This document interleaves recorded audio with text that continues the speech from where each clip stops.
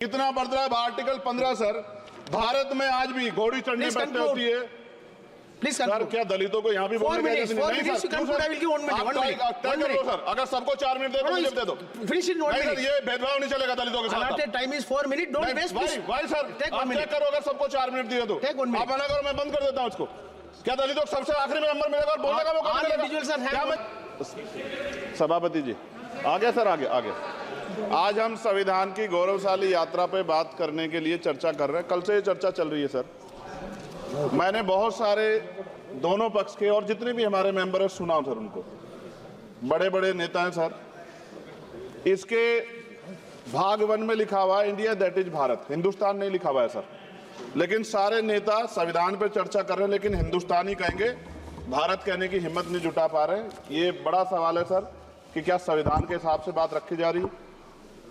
मैं धन्यवाद दूंगा फूले साहू बाबा साहब अम्बेडकर को और मेरे नेता मान्यवर साहब श्री काशीराम को। 25 नवंबर 1949 को संविधान को सौंपते हुए डॉक्टर बाबा साहब अम्बेडकर ने कहा था कि 26 जनवरी 1950 को हम विरोधाभास भरे जीवन में प्रवेश करने जा रहे हैं। राजनीतिक जीवन में तो हमारे पास समानता होगी, लेकिन सामाजिक और आर्थिक जीवन में असमानता होगी। क्या ये चुनौती आज 75 साल बाद दूर हुई है? भारत ने 26 जनवरी 1950 को संविधान लागू होने के साथ खुद को एक संप्रभु लोकतांत्रिक और गणतांत्रिक राज्य होने का ऐलान किया।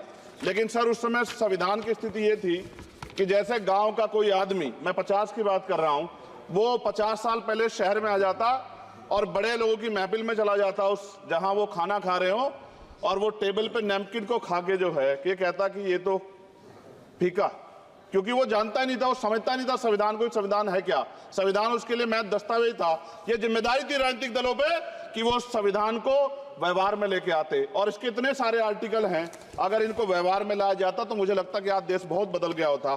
बाबा साहब ने कहा था कि लोकतंत्र भारतीय भूमि का केवल ऊपरी पोशाक है, उनके अनुसार यहाँ की संस्कृति अनिवार्य तौर पर लोकतांत्रिक है। भारत जैसे गरीब और गैर बराबरी वाले देश में संविधान के जरिए छुआछूत खत्म करना, वंचितों के लिए सकारात्मक उपाय करना, सभी वयस्कों के लिए मतदान का अधिकार देना और सबके लिए सम्मान अधिकार तय करना, ये बहुत बड़ी उपलब्धि थी सर।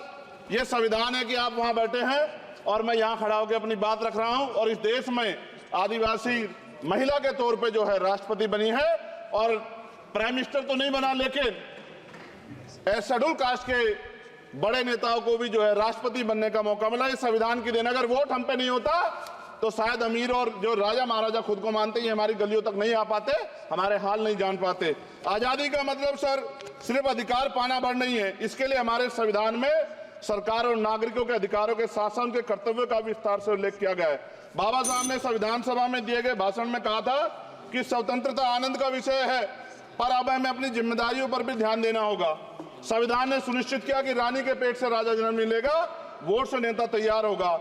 आर्थिक बराबरी के लिए सरकार क्या कर रही है? गरीब और गरीब हो रहा है और अमीर हो रहा है। सुबह उठते कहीं बम की धमकी मिलती, कहीं दंगे की। ये अमृत काल है सर या धमकी काल है? कितना बढ़ रहा है आर्टिकल 15 सर। भारत में आज भी घोड़ी चढ़ने बैठने होती है। प्लीज सर क्या दलितों को यहाँ भी बोलने का नहीं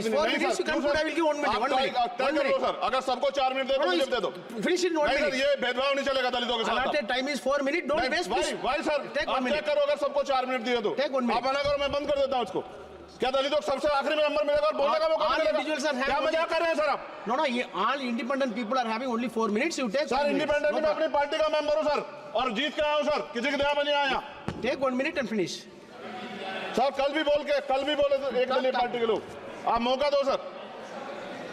मूछे रखने पर हत्या होती है, महिलाओं पे, छोटे मासूम बच्चों पर रेप हिंसा होती है। एनसीआरबी का डाटा देकर डर लगेगा। यही 1 किलोमीटर में संविधान को जला गया, और महाराष्ट्र के परभनी में अभी भी संविधान को नष्ट किया गया, उसकी कॉपी को।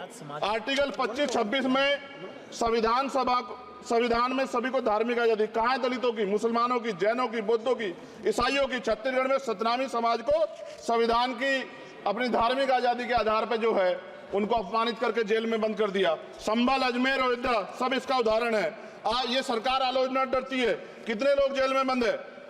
मिरान हैदर, खालिद सैफी, उमर खालिद खान, सिफा खान, गुलफ्शा फातिमा और आजम खान साहब राजनीतिक विरोध में बंद है। सरकार यहाँ बैठी है, सरकार सामाजिक न्याय की बात करती है। बताएं कितने दलित मुख्यमंत्री बना रखे हैं आपने? 13 ज्यादा सरकार स्टेट में सरकार है, कितनी महिला मुख्यमंत्री है? आपकी सरकार ने सुप्रीम कोर्ट के आदेश के बाद रिजर्वेशन प्रमोशन में जारी नहीं किया, और ओबीसी को पॉलिटिकल रिजर्वेशन आप देंगे नहीं देंगे, आप बताने का काम करें। मैं 75 साल की गौरव यात्रा में हम एक सभ्य समाज नहीं बना पाए, इसलिए जाति आधार पर SC ST OBC के बच्चों को प्राइमरी स्कूल से लेकर उच्च संस्थानों में भेदभाव किया जाता है। सरकार निरंकुश हो गई, कोई बुलडोजर से कार्रवाई करता है। कल मंत्री जी ने कहा हमने राष्ट्रीय पिछड़ा वर्ग आयोग बनाया, 69 शिक्षक भर्ती में उसकी सिफारिशों को नहीं माना। EWS के जरिए आपने संविधान पे आरक्षण के प्रावधान पे हमला किया। 1 मिनट में खत्म कर रहा हूं सर। संविधान सर, न्यायपालिका में आर्टिकल 124 ये कहता है सर, ये अधिकार जो है, Sanjay sir ji please conclude sir 1 minute में प्लीज संविधान में न्यायाधीशों की नियुक्ति का अधिकार राष्ट्रपति के द्वारा होना चाहिए, अभी तक नहीं हो रही है। All India judicial service commission कब बनेगा? क्या चंद परिवार ही सर जज बन सकते हैं? और आज हम सर, मैं सरकार से सवाल पूछना चाहता हूं सर, सेवाओं में SC ST OBC वर्ग का कितना प्रतिनिधित्व है? भारत सरकार के मंत्रालयों के अधीन PSU में, बैंकों, बीमा कंपनियों में और स्वस्थायी संस्थानों में आउटसोर्स तथा कॉन्ट्रैक्ट पर वर्तमान कार्यरत कर्मचारी कुल कितनी संख्या है? आउटसोर्स और कॉन्ट्रैक्ट में कार्यबल SC ST OBC कितना प्रतिशत है? निजी क्षेत्रों में कार्यरत कर्मचारी, उनके SC ST OBC की वर्ग लाभ। सर खत्म कर, लास्ट पॉइंट सर। सर मैं फिर स्पष्ट तौर पर कह रहा हूं सर, यहां बैठे SC और OBC के मेंबर से कह रहा हूं सर, उनको सामाजिक जिम्मेदारी का ध्यान भी रखना चाहिए। पार्टी के प्रति वफादारी के साथ साथ अपने वर्गों के प्रति ईमानदारी भी रखनी चाहिए। ईमानदारी नहीं होगी तो उन वर्गों का भला नहीं हो सकता, और हमें बहुत सरकारों से उम्मीद नहीं है। बहुत बहुत धन्यवाद सर। थैंक यू, बहुत बहुत धन्यवाद सर। आज संविधान की ऊपर चर्चा करने के लिए आपने